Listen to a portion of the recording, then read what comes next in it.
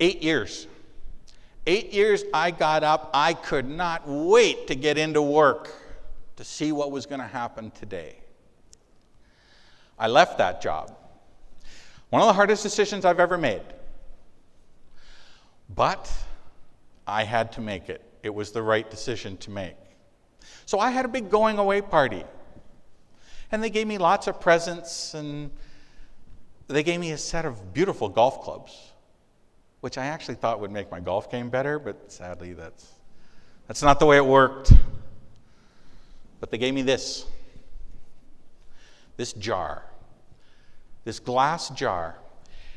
And you can see inside this jar, there are little notes, just little white pieces of paper.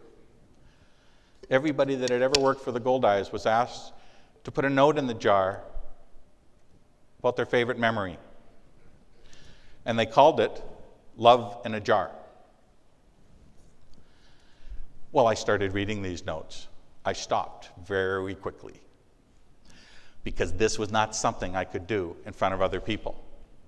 You know, I mentioned that you don't know how you're impacting other people, which is why respect to everyone. And when I said that, I didn't mention that I'm not talking about just the players or the full-time staff. I'm talking about the umpires.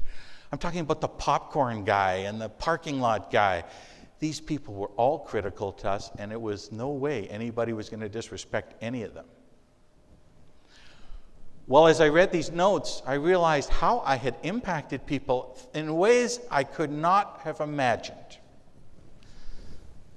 I'll give you an example. Thanks for believing in me.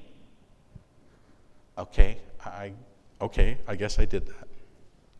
It's been a pleasure working for you, although you always made me feel I was working with you.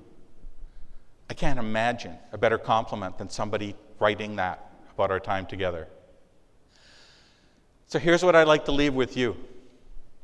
What if somebody is going to give you a jar and fill it with what they feel about you and how you're interacting with them? Would it say, you made coming to work a pleasure?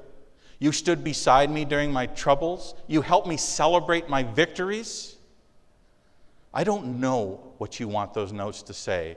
I only hope that you're dealing with people in a way that they would write the notes you'd want to be in your jar.